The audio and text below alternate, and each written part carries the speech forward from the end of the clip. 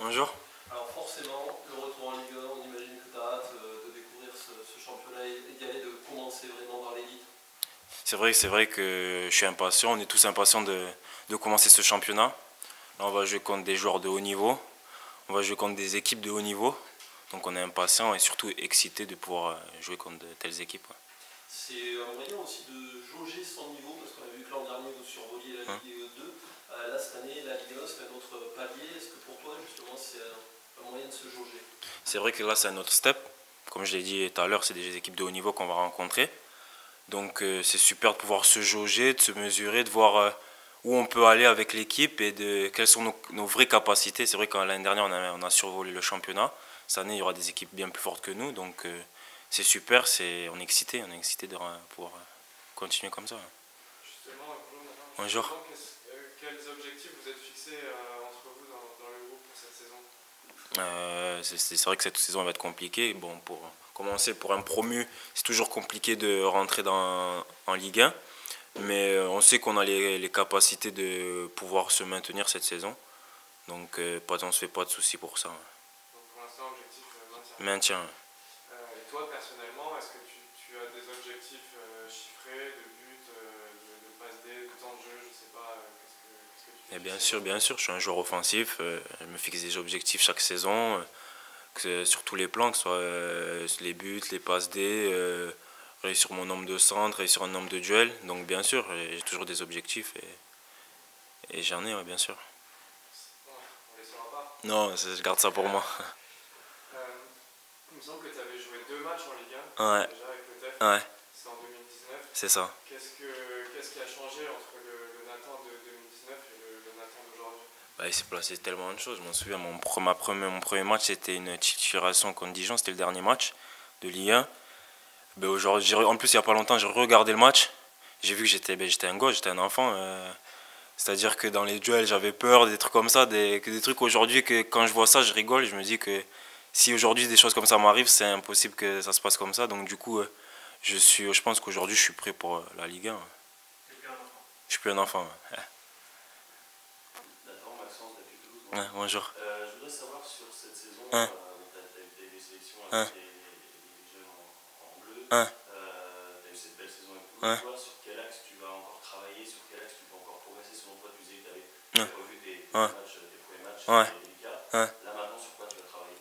Ben, le haut niveau, c'est ce qui est impardonnable, c'est devant les buts. Il faut être un tueur. Les joueurs de haut niveau aujourd'hui, quand on regarde les trois premiers clubs de Ligue 1, leurs joueurs offensifs, c'est tous des tueurs. Et je pense que je dois progresser là-dessus, être très juste dans mes choix, que ce soit pour la dernière passe ou devant le but. C'est là où je dois progresser, être plus propre, ouais, je dirais, devant les cages.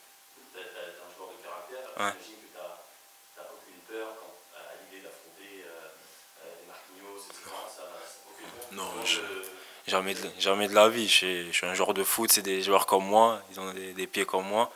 C'est juste qu'aujourd'hui, je joue dans des grands clubs, mais je suis plutôt excité de pouvoir jouer contre eux, de pouvoir me mesurer à eux, de voir quel est mon niveau. Je vois plus les choses comme ça. Ouais. il y a peu de joueurs de l'équipe qui ont connu et de Hum, l'effectif qui ont connu la Ligue 1. hum, Toi, tu as une petite hum, expérience, on en a parlé. Est-ce hum, que justement tu as pris la parole avec le groupe et avec ceux qui ont quelques matchs de Ligue 1 aussi hum, pour expliquer un petit hum, peu l'ensemble de la grosse hum. différence qu'il y a entre la Ligue 1 et la Ligue 2? Ouais, j'ai pu en parler avec tous les autres joueurs. Je leur ai dit que pour moi, la réelle différence entre la Ligue 1 et la Ligue 2 se fait au niveau offensif. Il y a largement plus de talent. C'est-à-dire quand tu perds une balle, ça fait but derrière. Je leur ai expliqué ça, tout simplement. Et je pense qu'ils vont s'adapter rapidement. Tout le monde va s'adapter rapidement. Ouais. Nathan, bonjour. Bonjour. Voilà, François aussi. Ouais. Toulousain en deux cœurs, ça te Ouais. fait plaisir de voir cette campagne d'abonnement, 10 000 abonnements déjà pour le club. Ce public aujourd'hui Ouais. qui est venu vous voir, qui est venu au contact, ça fait chaud au cœur. C'est vrai que c'est incroyable, 10 000 abonnés. Moi qui suis au club, même qui est abonné quand j'étais petit, voir les choses comme ça, c'est incroyable. C'est vrai que la saison dernière a beaucoup aidé ça. Notre saison a été belle, donc du coup je pense qu'il y a une sorte d'excitation de la part des supporters. Et je pense que ça va encore évoluer, j'espère. Comme ça, le stadium sera souvent rempli et sera beau, j'espère.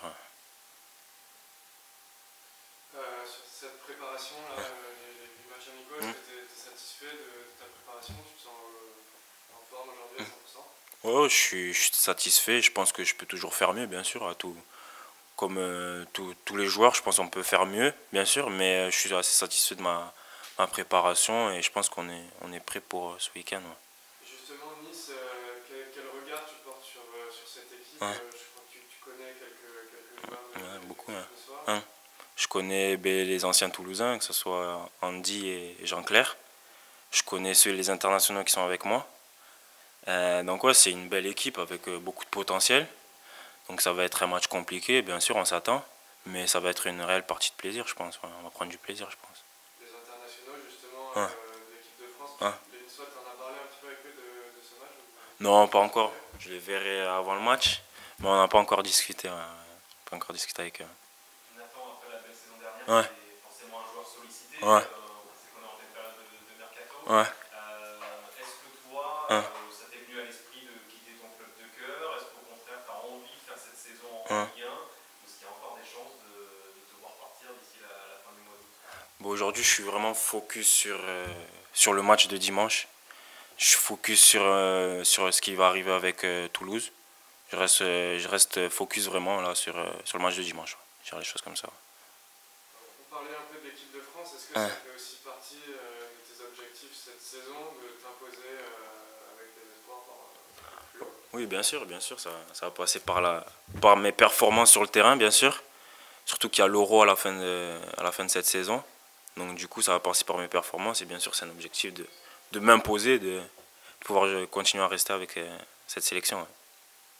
Nathan, tout à l'heure, avec ton coach, on a évoqué la cohésion dans l'effectif Ouais. avec ce nombre important de nationalités. Ouais. Pour toi, tu l'as déjà connu l'année dernière. Ouais. Mais comment ça se passe? Là, la Ligue 1, ça démarre dans 2 jours. Ouais. Comment ça se passe entre vous? Est-ce que l'ambiance est bonne? J'imagine que oui.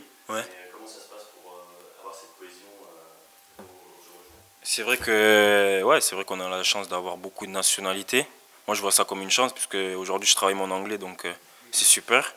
Donc je trouve qu'on a une bonne cohésion, même si j'ai perdu mon pote Bafodé, mais il y a une super entente. Franchement, quand je vais à l'entraînement le matin, je suis heureux, je prends du plaisir. Ouais. Et justement, pour rebondir sur le départ de Bafodé, ça te touche un petit peu ou t'es heureux pour ton copain parce qu'il va vivre un bon truc aussi de son côté? Il y a un peu des deux, je suis hyper content pour lui. Pour ce qui lui arrive, c'est un super projet pour lui. Mais moi, personnellement, je suis un peu triste parce qu'il va me manquer, comme je le connais depuis que je suis tout petit. Donc, c'est la vie après, c'est la vie d'un footballeur. Hein. Est-ce que vous avez d'autres questions? Oui, parce qu'on est représentant de quelque chose justement quand on est pitchou, entre guillemets, forme au club, il y en a de moins en moins. Ouais. Alors le coach dit qu'il y a une grande solidarité entre tout le monde, Ouais. vous avez tissé des liens Ouais. avec les étrangers, mais est-ce que vous représentez quelque chose, il y a une identité ou quelque chose de particulier dans l'équipe, de garde quelque chose? Bien sûr, on a la chance d'avoir des pitchouns. Même là, il y a de nouveaux pitchouns qui sont rentrés. Donc bien sûr, on apporte quelque chose au groupe, on représente les valeurs de Toulouse et on essaye de les inculquer aux autres à notre manière. Quoi. C'est quoi? Les valeurs, c'est la discipline, la famille, tout ce genre de choses qu'on essaye de mettre au quotidien. Quoi.